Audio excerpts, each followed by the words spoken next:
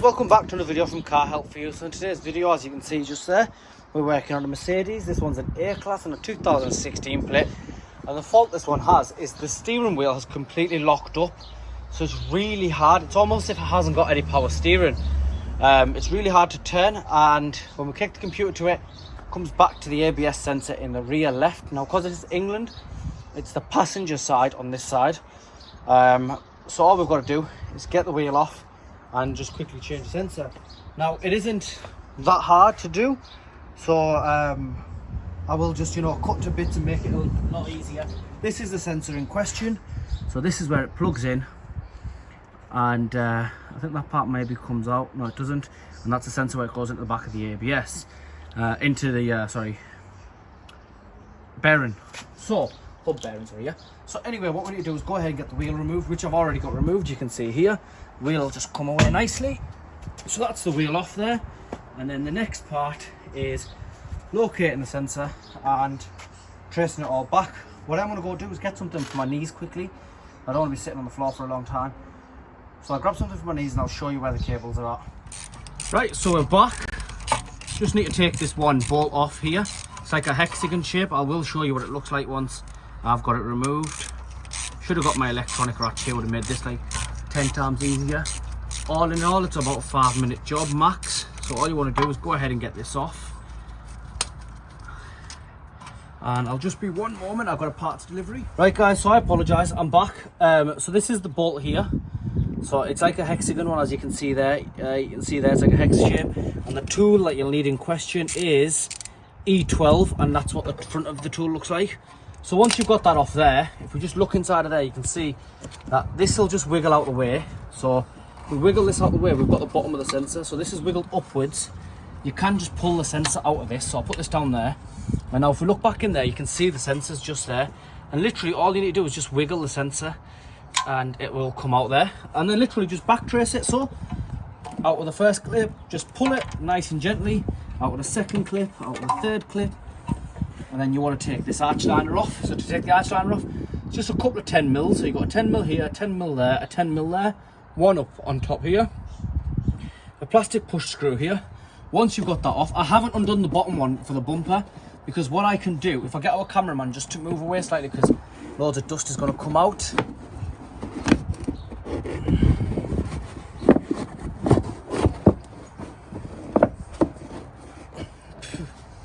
So you can just move your arch line like that. And these plugs up here, if we just let the camera focus because there's a lot of dust. So these plugs here are our sensors. So if I just figure out where it's gone, our loose one is here, and literally just need to follow it. As you can see there, I popped it there, and it's that top one there. So all I'll do is just pull it and it comes off and down. And that is our sensor. I will just drop this through the back of the arch liner because I'll grab it in a second. And you can see there, that's our old one out. And now the new one just gets routed literally exactly the same. So what I'm going to do is I'm just going to drop it down the back of the bumper. So where the arch liner is into the engine, goes in like that. And the other one wasn't clicked in. Your one should be clicked in. If it is clicked in, all you want to do is at the top part here, so the closest to the car, there's a clip. You just want to push that clip back that way, and then this will free itself out. Since ours wasn't like that, I am going to go ahead and do that. Make sure ours clips in properly. There we are. I'm not sure if you heard that, but that's that clipped in there. And then all we want to go ahead and do, I want to pull this back through, because this needs to go through that, and just literally how you found it. You'll see it won't take long because we're literally doing it together now. You can see that it won't take long at all. Pull this down. This one will just get clipped into there, clipped into there, clip the other one back in, clip that one back in, send this round that way. We'll just send it down there. Move the arch liner back up.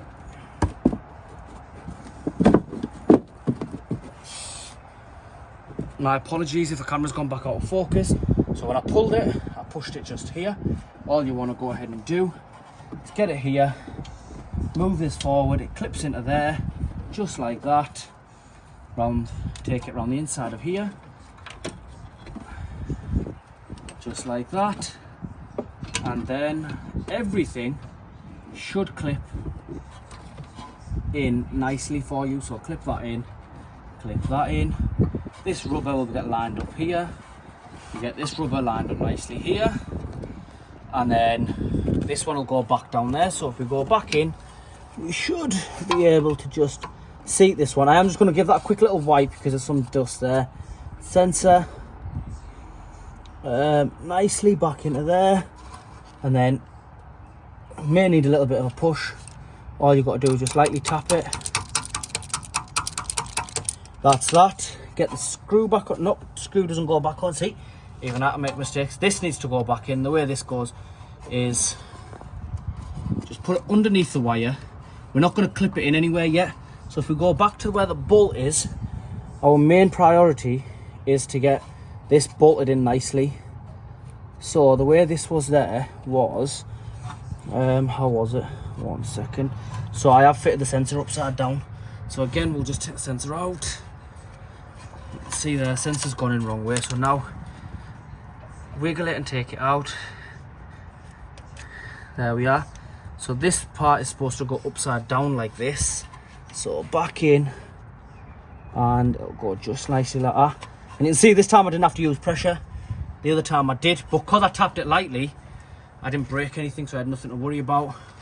Just come back with this, back onto there.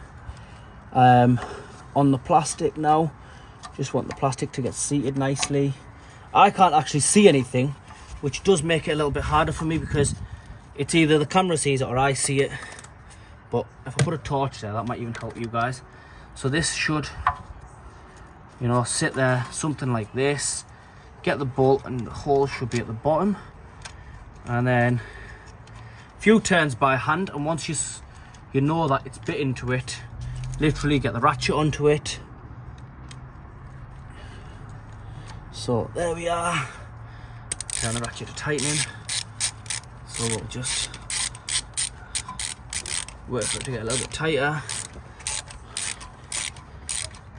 What I do recommend is once you've done this and you put your wheel back on, just go back into this computer on the diagnostics and clear the fault off. However, I don't think that is necessary. I think, there we are, that's nice and tight. And then on the top here, we've got that wire, as you can remember. All that does is just pushes into that rubber there. And literally it's as easy as that. You want to quickly go ahead, put these ones back onto there. They don't need to be mega tight. You don't want them tight. And it's literally, we've got one was somewhere up here, just here. So I'll go ahead, tighten that one there. And then the last one, which is just there, is as easy as that is. And that's it. So your job's done. Oops, we've got this one clip here, which just goes into the bumper here, and all that does is it just pushes in like that, and once that's in, the back of it pushes in. So that's all done now. So this is basically all done, ready to get the wheel back on. What I'm going to do is I'm going to put the wheel on. I'm going to start the engine. The fault code should have cleared. Once the fault code's cleared, if it hasn't cleared, I'll connect the computer and clear it. Take it for a quick test drive. I am going to connect it onto live data just to make sure that there's no other faults in there. But 9 out of 10 times they just go away now, and then you're good to go. And it's literally as easy as that to fix an ABS sensor on a 2016 A-Class. As usual, guys, please like, share and subscribe. It massively helps the channel. Thank you.